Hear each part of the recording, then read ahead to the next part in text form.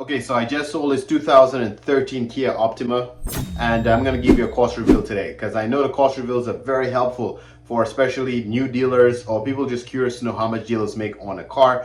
So this is why we make those videos, to try to be transparent with you so you can know what you're getting yourself into and you have an idea how much money we can make on a car when we flip it. Let's get into the video.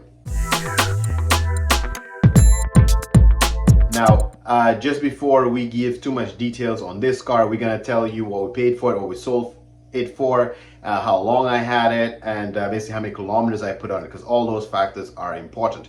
Now, you have to keep in mind, every single car you sell, there is no like formula or specific percentage you'll make on every single car. The older the car, the higher the miles, you might end up spending more money for rehabbing the vehicle. So you'll find you pay super cheap for the car and you end up spending a lot of money in rehab and your profit is whatever, X.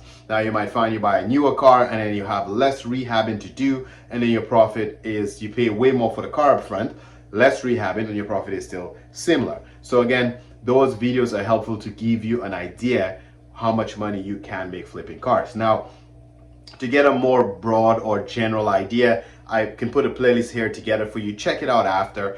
It's going to be a bunch of cost reveals we've done in the past, so you can see different make models, how much money we've made on those cars. By all means, if you do watch a watch list, feel free to give each of those videos a like so more people like yourself who are curious about the industry can see those videos, and leave a comment in the bottom of those cost reveals. Let me know that you've been watching the watch list. Okay, now with no further delay, let's get into the numbers. So this 2013 Kia Optima, I'm going to tell you when we bought it. So we bought that car in October of 2021 and I sold it December, I guess I can say last month, 2022. Okay, so we had this car for a year and 2 months approximately. Okay, now why did we have the car so long? When I bought the vehicle initially, I was told it needed a turbo, so I got the car super cheap, and that was a gamble on my part that if it needs a turbo, I can have a huge repair bill, and if it maybe needs some programming or turbo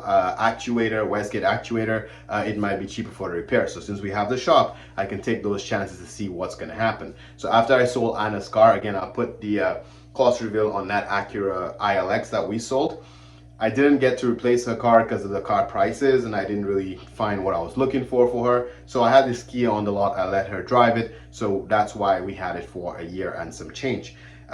Take into consideration, which is also important, when I bought that car, it had 192,000 kilometers on it. When I sold it, we sold it at 204,000 kilometers. So we basically put approximately 12,000 kilometers on this car after a year and 2 months. So in the cost reveal and profit, I want you to take in consideration that we drove the car for about a year and we also put about 12,000 kilometers on the car. So let's go with the sold price first.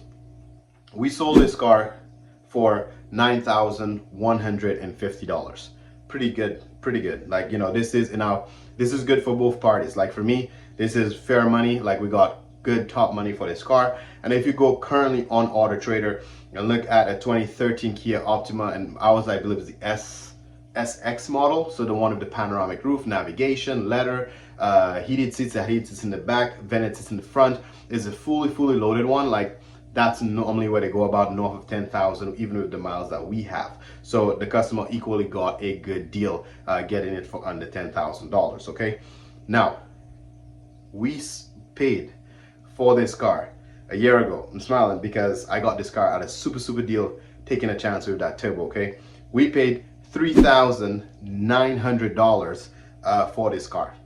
$3,900. Now we did have to put a lot of money into the car, so I did not make like, you know, $6 grand on the vehicle or whatever the math of that difference is there. Okay, let's just give a quick rundown of the things that we had to put into the vehicle and how much other costs I had into it. Now, I'm not going to break down each and every single one. I'll just give you a list of things we had to spend money on and what the total cost of that was, so that way the video is not like 10-15 minutes long. Okay, so when you buy a car, obviously there is other expenses. We had to pay for a Carfax, we had to pay for transportation from whichever dealer we bought it from to our shop. There's a transaction fee when you buy it at an auction or trade rev.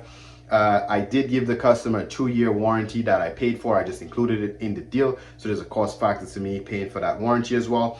I did pattern rotor on that vehicle all around. We did an oil change pump for about $40 worth of gas in the vehicle for the customer. I did a detailing on the car just before delivery for the customer. Put on a new battery on it because it's been sitting for a minute before Anna decided to drive it, so we put a new battery in there. And also we changed that turbo Westgate actuator, I believe it's called. And then we did the licensing. We include the registrations, new plates, and everything for the customer.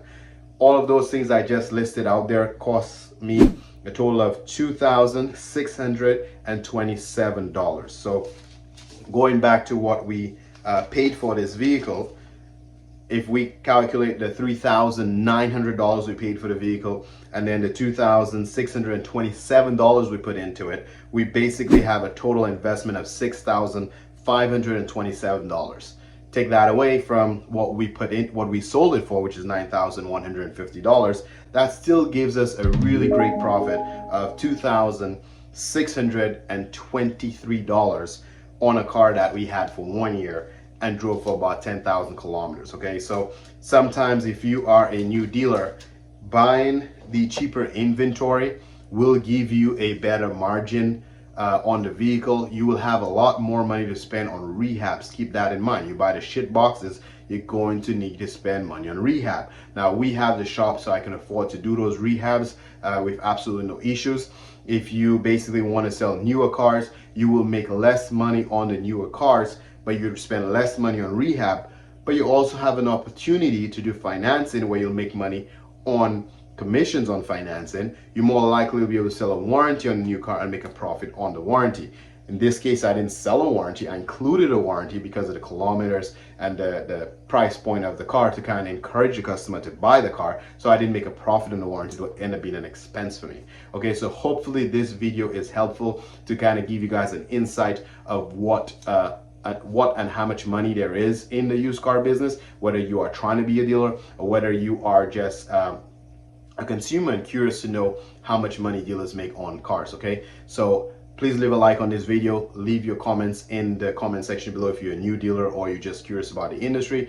And I wish everybody a happy new year, and I'll catch you on the next video. Peace.